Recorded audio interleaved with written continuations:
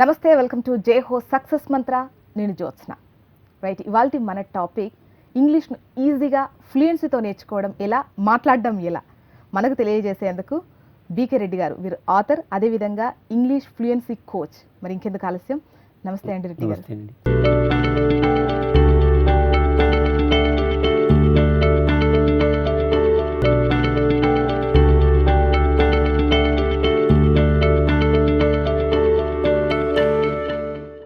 చాలామంది ఇప్పుడు పిల్లలు కనుక చూసుకున్నట్లయితే, పిల్లలు కాదండి పెద్దలనే చెప్పొచ్చు, డిగ్రీ పీజీలు అయిపోయినా కూడా ఇంగ్లీష్లో చదివినప్పటికీ ఇంగ్లీష్లో మాట్లాడలేకపోతున్నారు. మరి వారు ఫ్లూయెన్సీతో మాట్లాడాలి అంటే ఎటువంటి సలహాలు మీరు ఇస్తారు?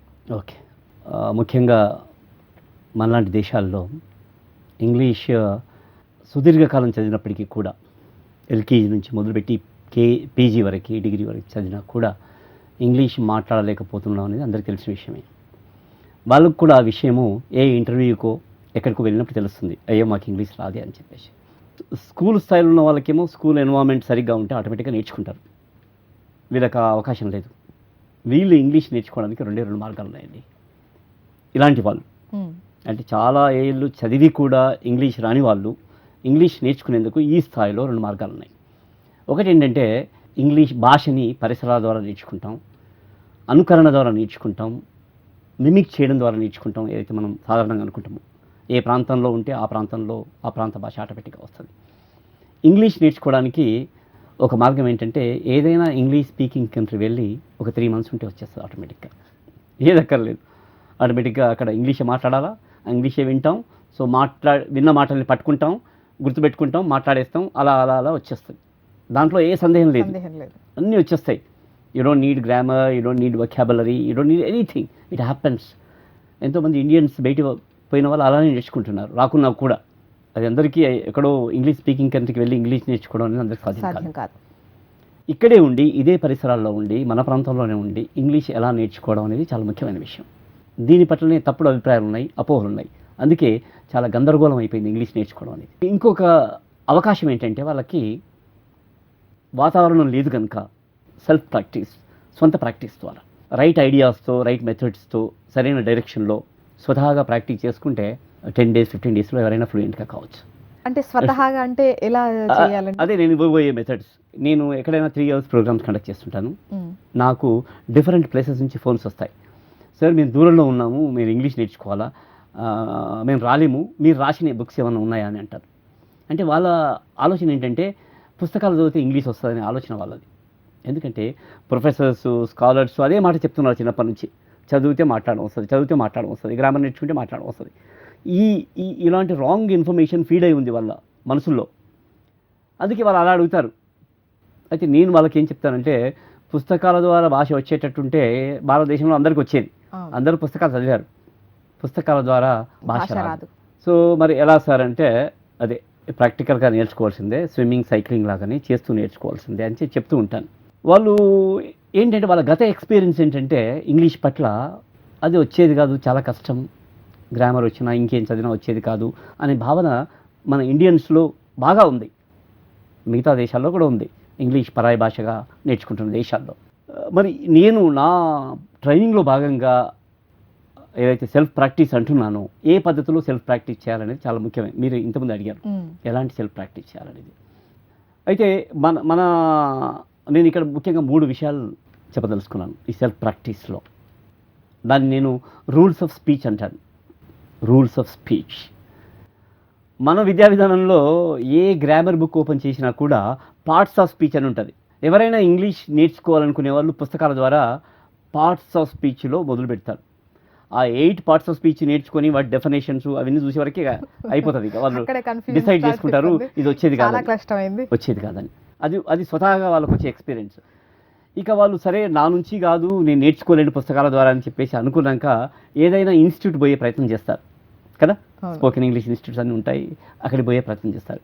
అక్కడ పోతే కూడా వాళ్ళు ఏమనుకుంటారంటే, ఎవరైనా పోతే, ఓహో మీకు ఇంగ్లీష్ రాదా, మీకు ఇంగ్లీష్ ఎందుకు రాదంటే, మీకు ఇంగ్లీష్ గ్రామర్ రాదు కనుక ఇంగ్లీష్ రాదని చెప్పేసి ఒక 2-3 months గ్రామర్ చెప్తారు.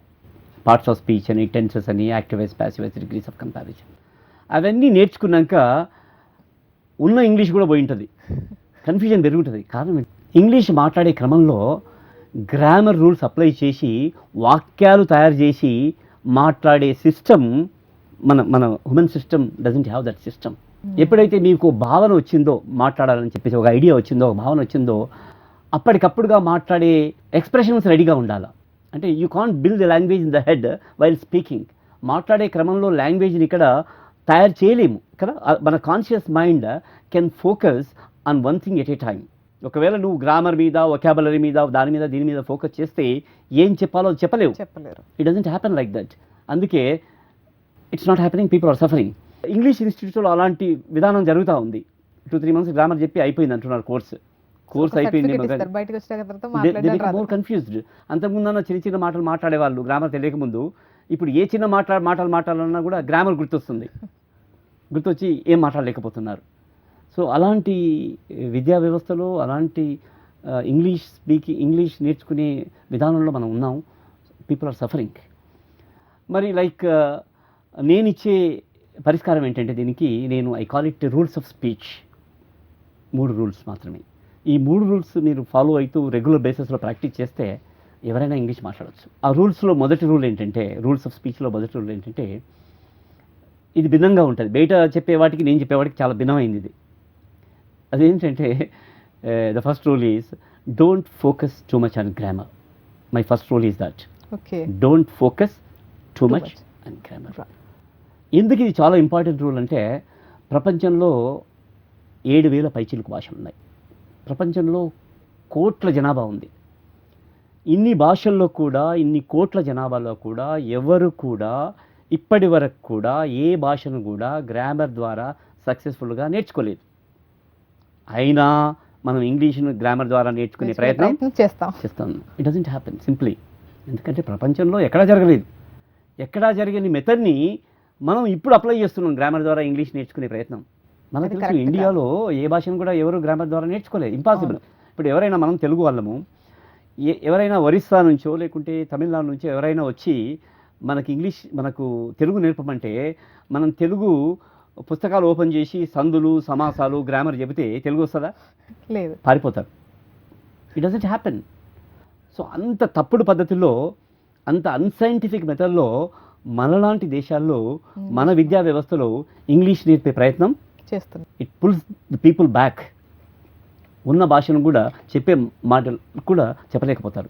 ఇప్పుడు నేను గతంలో కొన్ని ఏళ్ళు నారాయణ గ్రూపులో ఈ అంశంగా I was the head for the entire group. అయితే ఒక స్కూల్లో మ్యాథమెటిక్స్ టీచరు నేను వెళ్ళినప్పుడు అన్నాడు, సార్ నేను 20 yearsగా మ్యాథ్స్ చెప్తున్నాను, నా ప్రాబ్లం ఏంటంటే పిల్లలు బాగా ఇంగ్లీష్ మాట్లాడతారు, నేను మాట్లాడలేకపోతున్నాను, నాకు ఏదైనా సలహా ఇవ్వండి సార్ అని అడిగాడు. నేను అన్నాను, మరి 20 yearsగా నువ్వు నేర్చుకునే ప్రయత్నం చేస్తున్నావు కదా, ఏం చేసావు అన్నాను. సార్ ఏం లేదు సార్, ఒక ప్రొఫెసర్ చెప్పాడు సార్, బాబు ఇంగ్లీష్ అంటే చాలా కష్టమైన భాష, అంత ఈజీ కాదు, ఫస్ట్ నువ్వు గ్రామర్ నేర్చుకో, తర్వాత ఆటోమేటిక్గా వస్తుందని చెప్పాడట. సో ప్రొఫెసర్ చెప్పాడు కదా అని చెప్పేసి ఒక రెనన్ మార్టిన్ గ్రామర్ బుక్ అని ఉంటుంది, అది తెచ్చుకొని పార్ట్స్ ఆఫ్ స్పీచ్ నుంచి మొదలుపెట్టి 2 ఏళ్ళు కష్టపడి గ్రామర్ నేర్చుకుంటాడు. నేర్చుకున్నాక ఏమైందంటే ఆయన టీచర్ కనుక స్కూల్ క్లాస్ రూమ్ ఎన్వైర్న్మెంట్లో అంతకుముందు మాట్లాడే చిన్న చిన్న మాటలు కూడా మాట్లాడదామంటే గ్రామర్ రూల్స్ గుర్తుకొచ్చి గ్రామర్ అప్లై చేస్తూ మాట్లాడే ప్రయత్నం చేసేవాడు. It did not happen. It doesn't happen. This is not a manufacturing centre of the language applying grammar. This is only A delivery centre. మీకున్న ఐడియాని ఆటోమేటిక్గా ఉన్న ఎక్స్ప్రెషన్స్తో మీరు చెప్పాలి దాన్ని. You can't build here. So ఆయనకి ఇంకా ఎక్కువ కన్ఫ్యూజ్ అయిపోయి ఇక మాట్లాడలేకపోయాడు. మాట్లాడిన 2-3 కూడా ఎదిగిపోయినాయి. ఇప్పుడు అంతకుముందు open your book, have you done your homework, why are you late, ఇట్లాంటి మాటలు అనేవాడు. అవి కూడా అనాలంటే గ్రామర్ అడ్డుపడేది. So it did not happen. ఆయన ఇంకా ఎక్కువ సఫర్ అయ్యి ఇంకెవరినో అడిగారట, బాబు గ్రామర్ నేర్చుకుంటే గ్రామర్ వస్తుంది కానీ మాట్లాడడం అనేది డిఫరెంట్ థింగ్ అని ఆయన చెప్పాడట. అని చెప్పి మరి ఏం చేయాలి సార్ అంటే, అది కాదు, మార్కెట్లో రెపిడెక్స్ ఇంగ్లీష్ స్పీకింగ్ కోర్స్ అనే బుక్ దొరుకుతుంది, అది తెచ్చుకోనట.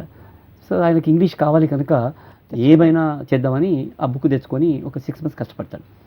6 months కష్టపడితే కొద్దిగా కాన్ఫిడెన్స్ వస్తుంది. ఎందుకంటే ఆ బుక్లో విడి పదాలు ఉండవు, గ్రామర్ ఉండదు. ఆ బుక్లో ఎక్స్ప్రెషన్స్ ఉంటాయి. ఫలానా సిచ్యువేషన్లో ఎలా మాట్లాడాలా, ఎవరైనా కలిస్తే ఎలా గ్రీట్ చేయాలా, సోషల్ గ్యాదరింగ్లో ఎలాంటి మాటలు మాట్లాడాలా, ఇలాంటివి ఉంటాయి. అది ఆయనకు చాలా బాగానే అనిపించింది. అంటే వచ్చినట్టుగా అనిపించింది, నేను క్లాస్లో ఈ మాటలు వాడవచ్చు కదా అనే కాన్ఫిడెన్స్ వచ్చింది. కానీ రియల్ లైఫ్ అలాంటి సిచ్యువేషన్ వచ్చినప్పుడు ఆ మాటలు గుర్తొచ్చేది కాదు. అది వెరీ ఇంపార్టెంట్. ఇప్పుడు ఎవరైనా కలిస్తే హౌ ఆర్ యు అనగలగాలి. అవును. హౌ ఆర్ యు గుర్తుకు రాకుంటే ఏం చెప్తాం? అలాంటి ఇబ్బంది ఆయనకు తెలిసిపోయింది. అయ్యో ఇది కూడా నాకు హెల్ప్ చేయట్లేదు అని చెప్పేసి ఆయనకు తెలిసిపోయి నన్ను అడిగాడు. నేనేమన్నానంటే, బాబు నువ్వు గ్రామర్ నేర్చుకున్నావు, బాగానే కష్టపడినావు, కానీ గ్రామర్ నేర్చుకుంటే గ్రామర్ వస్తుంది. వాస్తవంగా మాట్లాడగలగాలంటే ఏం చేయాలో అది తప్ప మిగతా అన్నీ చేసావు నువ్వు. రియల్ లైఫ్లో వాడే మాటలు తెలుసుకొని నేర్చుకొని వాటిని రియల్ లైఫ్లో మాట్లాడాలా. Because this is a muscle skill. ఇది కేవలం మైండ్కి సంబంధించిన పని కాదు, ఇది టోటల్ సిస్టమ్కి సంబంధించిన పని, ముఖ్యంగా స్పీచ్ ఆర్గాన్స్కి సంబంధించిన పని. మాట్లాడితేనే అవి మాట్లాడగలుగుతాయి, ఇంగ్లీష్ మాటల్ని గుర్తుపెట్టుకుంటాయి. There is something called muscle memory అని ఆ విషయం చెప్పడం జరిగింది అనుకోండి. సో ఇలాంటి విధానం జనాలు ఇంకా ఫాలో అవుతున్నారు మన దేశాల్లో. అందుకే నేను చెప్పేది ఏంటంటే, grammar don't focus. Even if you know grammar, keep it aside, పక్క పెట్టండి. మీ పరీక్షల కోసం వాడుకోండి మీ గ్రామర్ని. ఎగ్జామ్స్ సంబంధించిన అవసరం పడితే వాడుకోండి. It doesn't help you, it confuses you, it pulls you back. అదే గందరగోళం ఉంది మన విద్యా విధానంలో. రెండవ విషయం ఏంటంటే, చాలా మంచి విషయం ఇది, చాలా ఇంపార్టెంట్ కూడా. Study and learn real life expressions. కానీ మన విద్యా విధానంలో, మన బుక్స్ కానీ, మన విద్యా విధానం కానీ గత కొన్ని ఏళ్ళుగా కూడా ఏ నమ్మకంతో ఉన్నాయంటే, languages have to be learned with independent words and grammar అనే పద్ధతిలో ఉన్నాయి. అంటే భాషని విడి పదాలు నేర్చుకొని, గ్రామర్ కూడా నేర్చుకొని, గ్రామర్తో వాటిని బంధించి వాక్యాలుగా తయారు చేసి అప్పుడు మాట్లాడాలా మన విద్యా విధానం. అంటే ఒక ల్యాబ్లో భాషను తయారు చేసినట్టుగా. ఈవెన్ తెలుగు అయినప్పటికీ మనం ఈ సందులు సమాసాలు కలిపి చేసామంటే మనం ఏమనుకుంటామో అది ఎక్స్ప్రెషన్ కరెక్ట్గా రాదు, అసలు వినే వాళ్ళకి కూడా అర్థం కాదు కొన్ని సందర్భాలు. ఏదైతే ఇంపాసిబులో, ఏదైతే రాంగ్ మెథడో ఆ మెథడ్ని మనం ఇంగ్లీష్ నేర్చుకోవడానికి వాడుతున్నాం 200 ఇయర్స్గా. ఇప్పుడు కాదు, గత 200 ఏళ్ళుగా కూడా. కాకపోతే ఇప్పుడు లాస్ట్ 10 ఇయర్స్గా కొద్దిగా రియలైజ్ అయింది మన విద్యా విధానం. కొద్దిగా బుక్స్ కూడా మారినాయి ఇప్పుడు, టెక్స్ట్ బుక్స్ చిన్నపిల్లలకి. Lot of interactive language has come. అంటే రియల్ లైఫ్లో మనం ఏమేమి మాట్లాడుకుంటామో ఆ మాటలు వచ్చాయి. ఆ మాటలు నేర్చుకొని మాట్లాడుతూ ఉంటే ఆటోమేటిక్గా వస్తాయి. అందుకే రెండవది ఏంటంటే, study and learn real life expressions. ఎవరైనా వస్తే ఎలా గ్రీట్ చేయాలా, how to make request, how to manage hour real life conversations అనే మాటలు అది వీడియోలు చూస్తే వినొచ్చు, పుస్తకాలు చదివితే కనపడతాయి. వాటిని నేర్చుకొని గుర్తుపెట్టుకొని మాట్లాడే ప్రాక్టీస్ చేయటం. ఇప్పుడు మీకు బెస్ట్ ఎగ్జాంపుల్ ఏంటంటే, ఇంగ్లీష్ మూవీ ఉంది, మీరు కూడా చూసారా? English movie is a very good example. భాషలు ఎలా నేర్చుకోవచ్చు అనే దానికి, ముఖ్యంగా ఇంగ్లీష్ ఎలా నేర్చుకునే దానికి శ్రీదేవి ఆ మూవీ ద్వారా బాగా చూపించారు. ఇంకా ఎక్కువ చూపించవచ్చు యాక్చువల్గా. నేను కూడా ఇంగ్లీష్ కలిపింది ఇద్దరిని అని ఒక కథ రాశాను. ప్రొడ్యూసర్ దొరకట్లేదు. అంటే ఇంగ్లీష్ ఈజీగా ఎలా నేర్చుకోవచ్చు అనే సన్నివేశంతో ఇంగ్లీష్ కలిపింది ఇద్దరిని అని ఒక రాశాను story. So I'm looking for a producer. అయితే ఆ ఇంగ్లీష్ మూవీలో చాలా ఒక సీన్ ఉంది. దాంట్లో ఒకరోజు శ్రీదేవి క్లాస్కి లేట్గా వస్తుంది. శ్రీదేవి మంచి ఇన్స్టిట్యూట్ జాయిన్ ఉంటుంది, మనలాంటి స్పోకెన్ ఇంగ్లీష్ కాదు, గ్రామర్ చెప్పే ఇన్స్టిట్యూట్ కాదు, న్యాచురల్గా నేర్పే ఇన్స్టిట్యూట్ జాయిన్ అయి ఉంటుంది. అయితే ఒకరోజు శ్రీదేవి లేట్గా వచ్చి గేట్ దగ్గర, అక్కడ స్టాండింగ్ ఎట్ ద డోర్, కేవలం ఏం తెలుసు అంటే లోపలికి వచ్చేందుకు పర్మిషన్ ఎలా అడగాలి, ఏ ఎక్స్ప్రెషన్ వాడాలి అనే విషయం తెలుసు అంతే. ఎందుకంటే ఎక్స్ప్రెషన్ ద్వారా నేర్చుకుంటుంది భాషని. ఆమె ఏమంటుంది, మే కమ్ ఇన్ సార్ అంటది. She only knows to take permission, she has to say may come in sir. So the trainer, అక్కడ ఉన్న ట్రైనర్ అంటాడు యూ మే అంటాడు, రామ్మ అంటాడు. So having come to our place seat, she ask again same expression, అదే expression వాడి ఏం చెప్తుంది అంటే మే ఐ సిట్ సార్ అంటది, may I sit, same expression. అంటే ఈ అబిలిటీతో, ఈ ఒక్క expression అబిలిటీతో she can say so many things. May I talk to you sir అనలేరా? May I borrow your books sir, may I ask you a doubt sir అనలేరా? అనగలుగుతారు. అంటే దీని ద్వారా ఆ ప్రొడ్యూసర్ కానీ ఆ డైరెక్టర్ కానీ చెప్పేది ఏంటంటే, రియల్ లైఫ్లో వాడే మాటలు నేర్చుకుంటే, కొన్ని మాటలు నేర్చుకుంటే ఎన్నో మాటలు మాట్లాడే ఎబిలిటీ ఆటోమేటిక్గా బై డిఫాల్ట్ వచ్చేస్తుంది. ఇది తమిళ్కి వర్తిస్తుంది, మలయాళంకి వర్తిస్తుంది, ఇంగ్లీష్కి వర్తిస్తుంది, దేనికైనా వర్తిస్తుంది. ఇలా నేర్చుకున్న భాషకి ఆటోమేటిక్గా వొకాబులరీ వస్తుంది.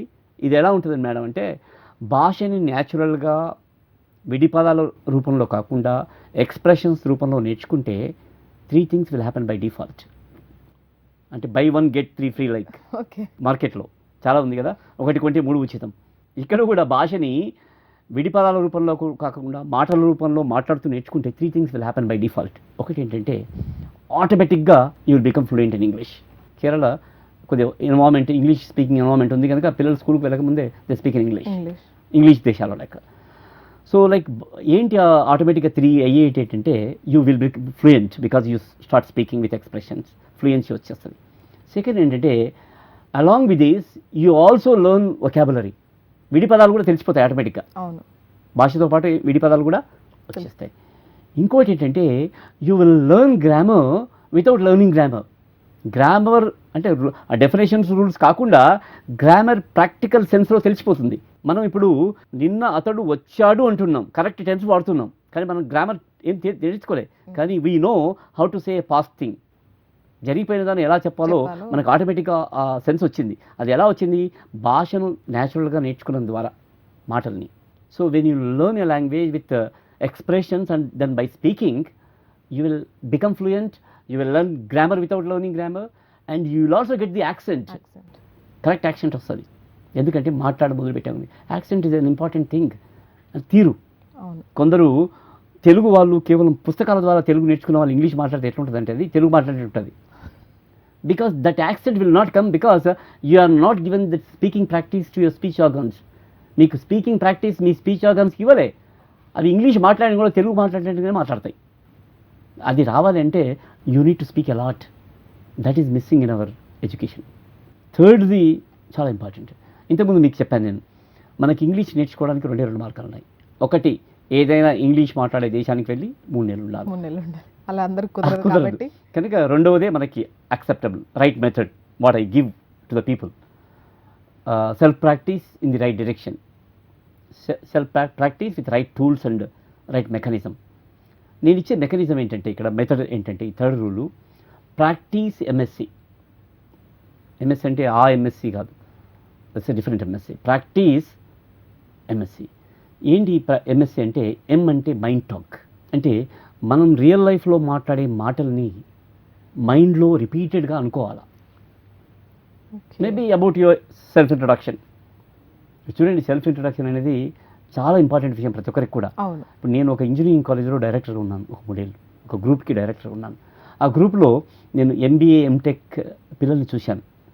ఎవరైనా కంపెనీస్ క్యాంపస్ ప్లేస్మెంట్స్కి వస్తే ఫస్ట్గా వాళ్ళు అడిగే క్వశ్చన్ ఏంటంటే, say something about your self అంటారు, ఇంట్రడ్యూస్ యువర్ సెల్ఫ్ అంటారు. వాళ్ళు ఎంటెక్ చేసి ఉంటారు, టెక్నికల్గా పర్ఫెక్ట్ ఉంటారు, అన్నీ బాగానే ఉంటాయి, ఇంగ్లీష్ గ్రామర్ వచ్చి ఉంటారు, అన్నీ వచ్చి ఉంటాయి. కానీ చిన్నగా ఒక తమ గురించి వారి గురించి వారు చెప్పే ఒక 4-5 ఎక్స్ప్రెషన్స్ కూడా చెప్పలేకపోతారు.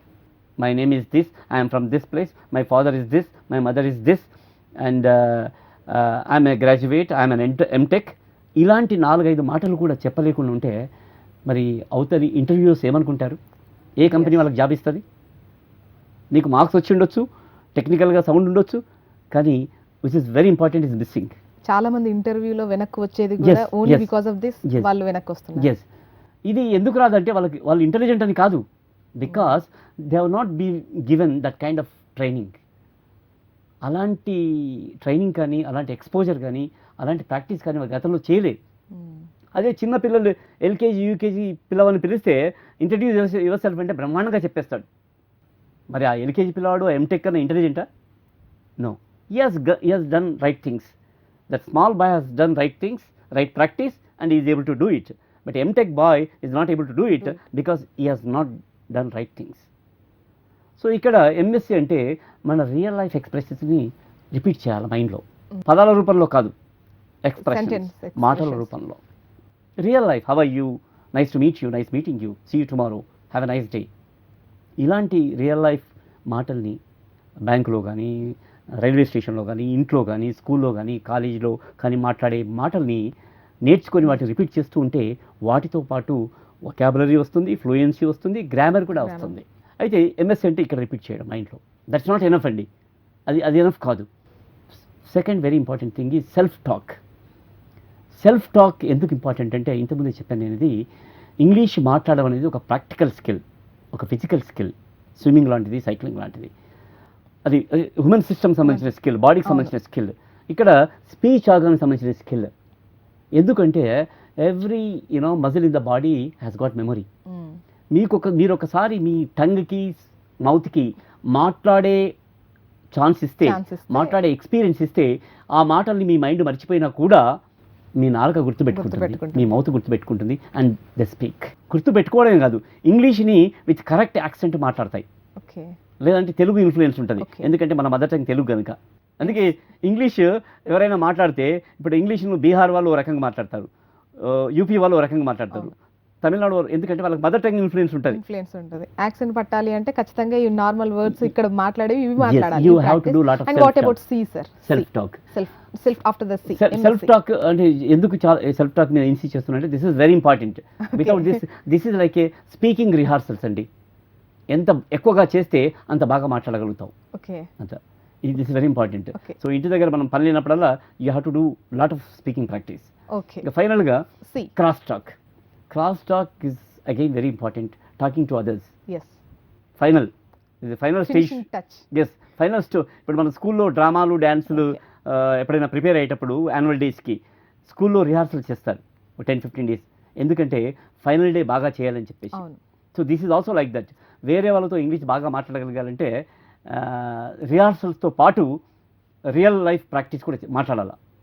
సో క్రాస్ టాక్ మొదటగా మాట్లాడినప్పుడు భయం ఉంటుంది, కానీ 2-3 times 4-5 times మాట్లాడితే ఆ భయము ఇవన్నీ ఆటోమేటిక్గా వెళ్ళిపోతాయి. You will be able to speak very freely. Okay sir, thank you very much. English ఈజీగా అండ్ ఫ్లూయెన్సీతో మాట్లాడాలి అంటే 3 రూల్స్ చెప్పారు, చాలా క్లియర్గా చెప్పారు. థ్యాంక్ యూ అండి, thank you very much. Thank you very much.